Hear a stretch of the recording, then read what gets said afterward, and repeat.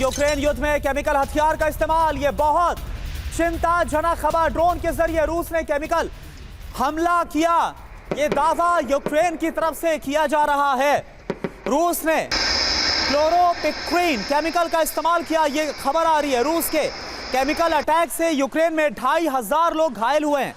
Germany, Netherlands की खुफिया एजेंसियों की तरफ से यह दावा किया जा रहा है। तो रूस का विनाशक हथियार यूक्रेन पर केमिकल प्रहार, युद्ध में केमिकल हथियार इस्तेमाल रूस कर रहा है। ड्रोन के जरिए केमिकल हथियार से रूस का हमला हुआ, यह दावा किया जा रहा है।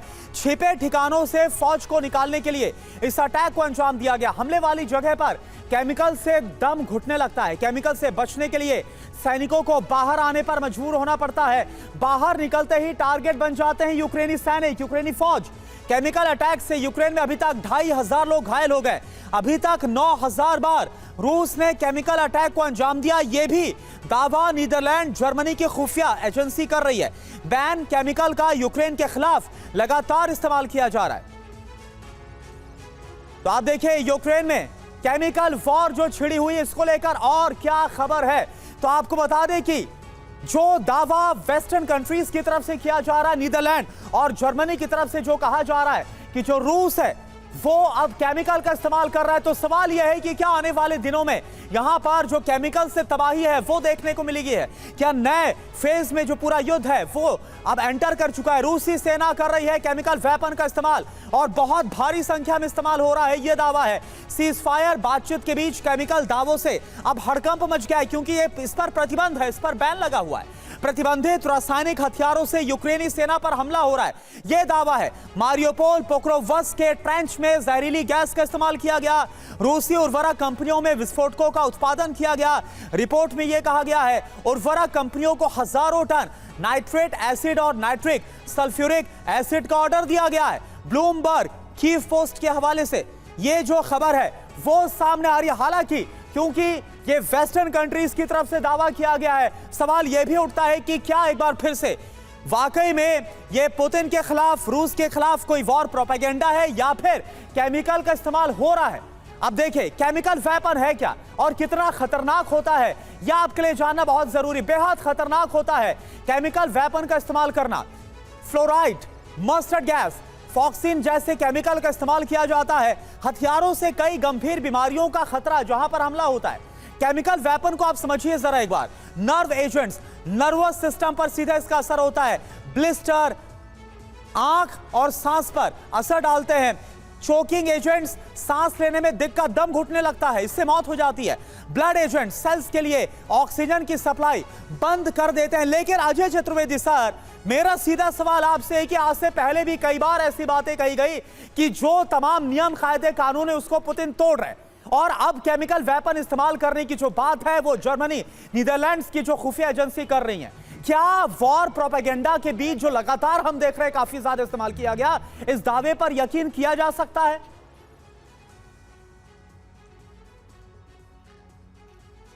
अजय चतुर्वेदी सर, आपसे सवाल है। लगता है कि आवाज नहीं पहुंच पा रही है सर, मैं चाहूंगा कि इस सवाल पर आप जवाब दें।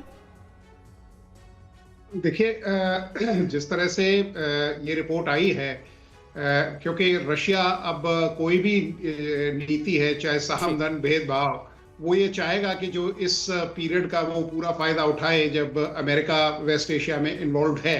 हालांकि ये एजेंट्स बैंड है, लेकिन ये जो नया वर्ल्ड ऑर्डर है, नया क्या, मैं तो कहूँगा जो पुराना वर्ल्ड ऑर्डर भी था, वो कहते हैं ना कि दैट इज पावर सेंट्रिक। जो बड़ी बड़ी 5 पावर्स थी, उन्हीं के हित में था, या वही जो कहते थे वही सत्य माना जाता था। तो इस तरह का अब मैं ये पूछना चाहता हूँ, कहाँ है यूनाइटेड नेशंस, कहाँ है इस तरह की जो एजेंसीज और इदारे जिनको चाहिए कि वो रशिया को रोकें कि इन चीज़ों का इस्तेमाल ना हो। आपने खुद ही बताया कि साहब किस तरह से ये जो ब्लड एजेंट्स हैं या नर्व एजेंट्स हैं या और इस तरह की जो चीज़ें हैं, किस तरह से इनके दूरगामी प्रभाव होते हैं। और यूक्रेन के पास कोई वेर विदौल नहीं है, उनके जो मेडिकल सर्विसेज हैं वो बिल्कुल चरमरा चुके हैं, उनके यहाँ कोई मतलब बचाव के संसाधन नहीं है। तो रशिया को चाहिए कि वो ह्यूमैनिटेरियन ग्राउंड्स पे इस तरह के जो हमले हैं उनको रोके, क्योंकि अगर इस तरह की चीज़ें होती हैं तो ये मानवता के खिलाफ है, क्योंकि यूक्रेन तो ऑलमोस्ट जिसे कहते हैं कि बैटल हार चुका है और उसको कहीं पे से भी कोई मदद की कोई उम्मीद है नहीं। तो रशिया को चाहिए कि एक सुपर पावर होने के नाते एक कन्वेंशनल वॉरफेयर में वो इन्वॉल्व रहे, बजाय इसके कि वो इस तरह के जो अनकन्वेंशनल वॉरफेयर है उनका सहारा ले और मानवता के लिए एक ऐसी मिसाल पेश करे जो मतलब इतिहास में बहुत अच्छे शब्दों में उसका वर्णन नहीं किया जाएगा।